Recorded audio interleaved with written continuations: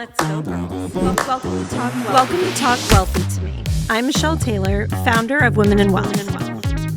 From breaking money myths to building wealth and achieving financial freedom, we're here to empower you to create your own path. Talk Wealthy. Now, join the conversation and let's change the way women think and feel about money. Okay, ready? Hi, everyone.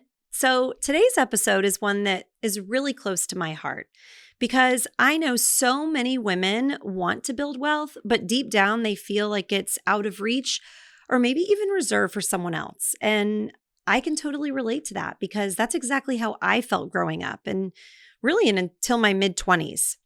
The truth is, millionaire women, more often than not, weren't handed their wealth or born into it. They built it and they didn't rely on luck. They relied on habits. And the best part about that is that these habits are available to you too, starting right now.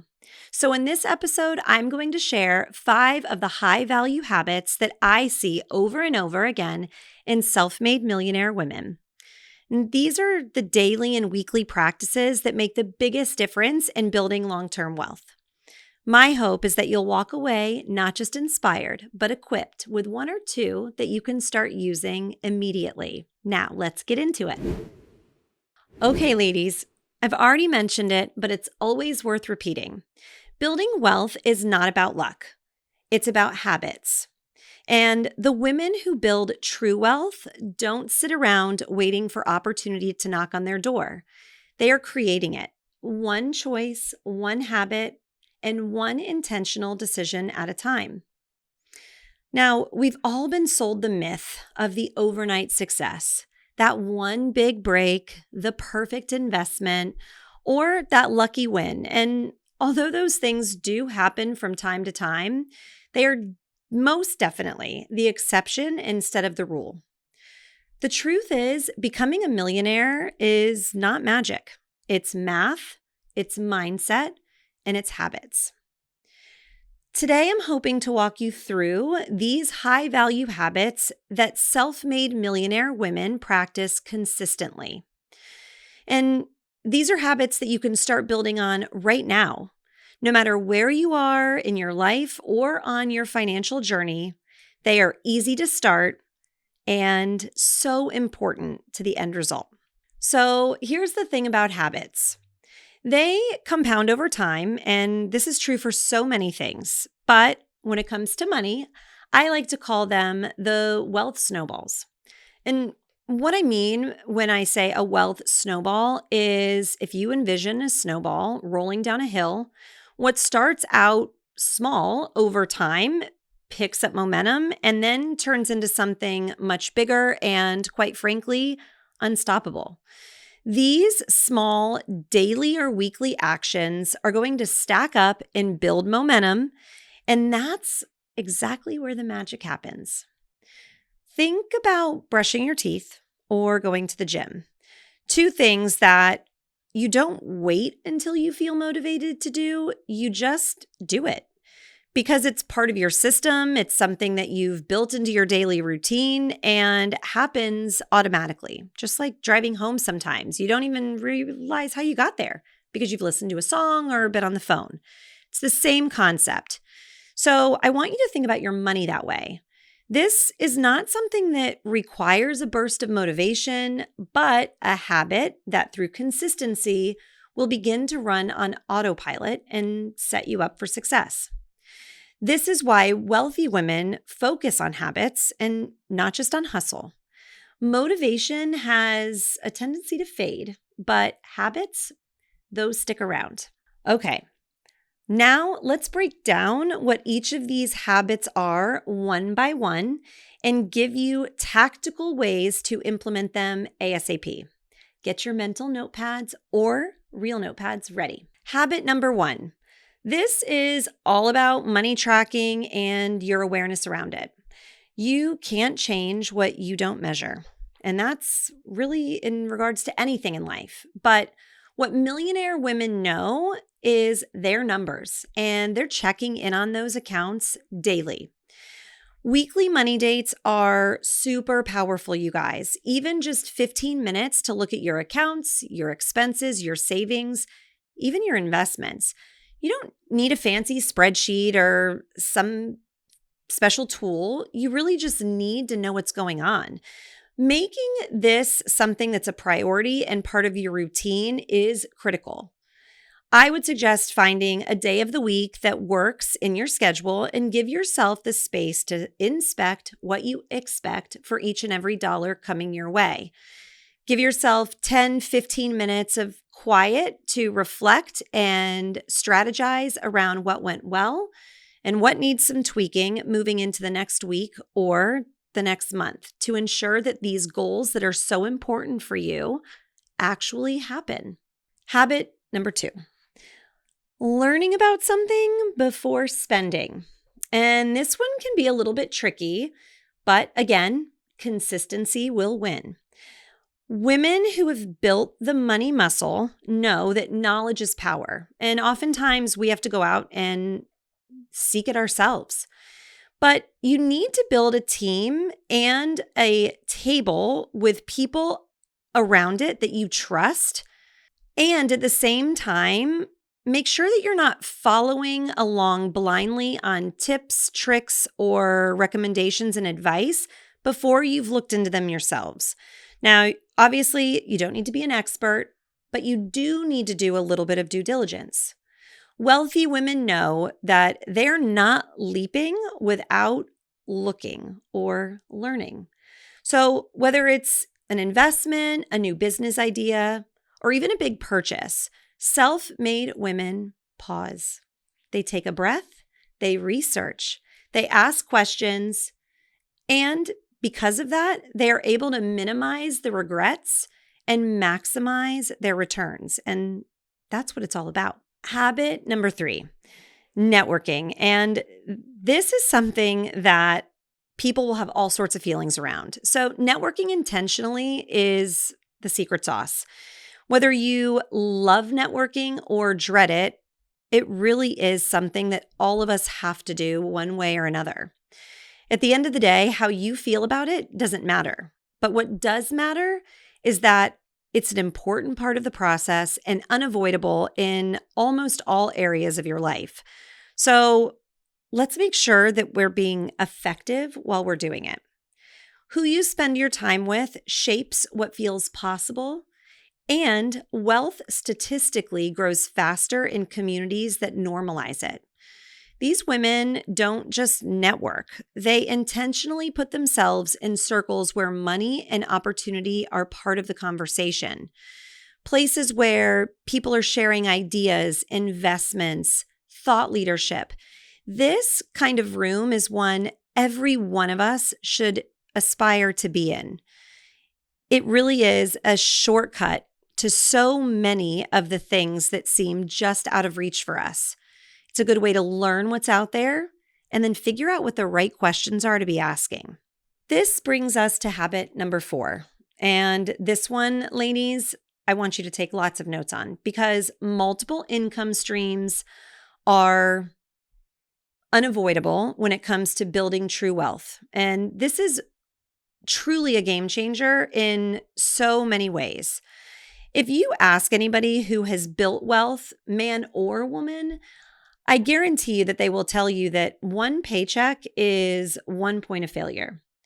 What millionaire women are doing around this is diversifying their income, and they're trying to build not one source, but several, so that no matter what is going on in the world for them or for all of us, it ensures that they have an income coming in from somewhere that they can count on. Maybe that's real estate, consulting, a side business, or other investments. Maybe it's all of those things. What it isn't is an 80-hour work week, leaving you spread thin and exhausted, and usually working to make somebody else wealthy. I want you to think about smart systems of income and remember that these are built to work 24 hours a day, 365 days a year, and they are never sleeping or taking a vacation, even when we are. Habit number 5, investing consistently. this is truly a non-negotiable. Consistency beats timing every single time. Even if it's just $100 a month, automate it. Don't let yourself forget. Wealthy women never wait to feel ready. They start small, they stay consistent, and they let time do all of the heavy lifting for them. Now, you can always add more money to a plan if you are starting small, but you can never add back more time. When you put your money into the market, regardless of what is happening, you're using a method called dollar cost averaging. And what dollar cost averaging means is basically you're buying in consistently, habitually, every month, regardless of what the market is doing. So there's going to be times that you're buying in high, some that you're buying in low, but over time, statistically, you are going to be in the market for the amazing days, the ones that can shape the outcome of an entire portfolio's performance for that year. And it's impossible to try and guess when those may happen. Millionaires don't rely on a crystal ball, and neither should you. The only guarantee of success in the market is being in the game every single day, because over time, the market will win. Now, let's talk about some traps. And these are things that can sneak up and derail your progress. So we want to be on the lookout for those.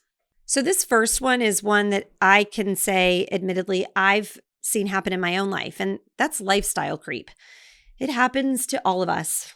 And basically, it just means that as you make a little bit more money, you spend that little bit more of money. If you don't put boundaries in place to give yourself those checkpoints, your wealth is not going to have a chance to grow. It's easy to say, I'm making more and earning more and had a really great outcome around something, an investment or a new acquisition.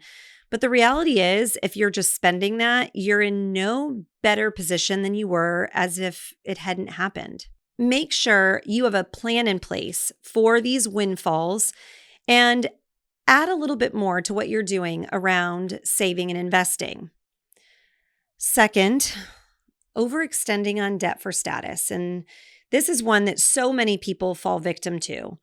When you see what everyone else is doing and buying, it isn't always meant for you.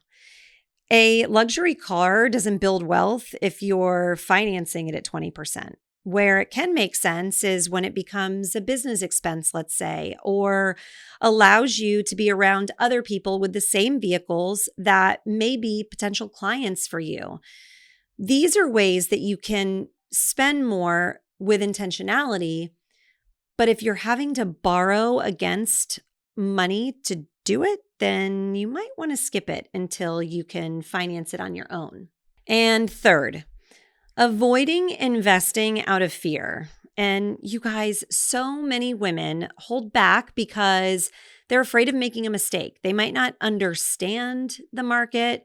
And so they just think that they'll keep their cash growing. And that's actually even riskier because your money is losing value over time because of inflation.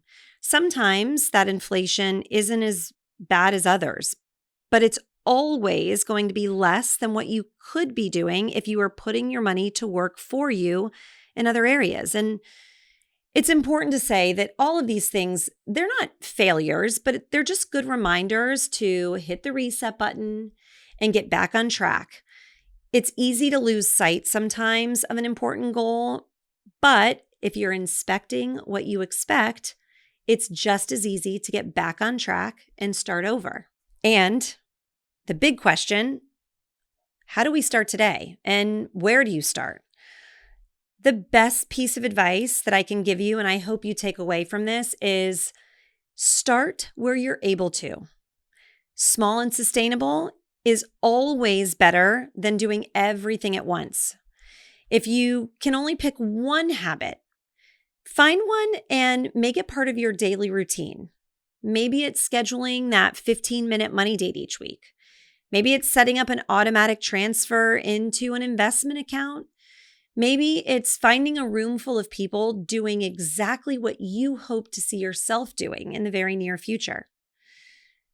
The big thing though here, guys, is just pick one and then add in another and another until you feel the results of building your very own wealth snowball. It will happen, but it takes action. So start where you can and add as you go. There are plenty of tools out there, apps, programs, courses that are going to help. And the real secret here is even with all those things, you have to use them consistently. This is about progress and not perfection. Millionaire habits aren't built overnight, but they're implemented and captured day by day and choice by choice. So, as we wrap up, remember this. Wealthy women don't rely on luck and very, very often are building it on their own. They aren't born into it or marrying into it. They're relying on habits. They're tracking their money. They're learning about something before spending. They're building the right networks and surrounding themselves with people that are doing great things. And they're creating multiple income streams and then investing consistently. So, I want to hear from you. What's your favorite millionaire habit from today's episode or one that you've been able to implement? Take a screenshot, share it on Instagram, and tag me at women_in_wealth so I can cheer you on. And if you feel ready to go deeper into this and have some additional resources to really put these habits into action, I'd love to invite you into Finance 101. It's my course designed to give you the foundations of financial planning that every woman needs with step-by-step tactical resources to allow you to build a plan that actually works for you and makes this so less scary. The link is in the show notes, and I hope to see you there. So remember, it's not about luck. We all have the same resources. We just need to find them and turn these tools into habits that are happening daily. You've got this.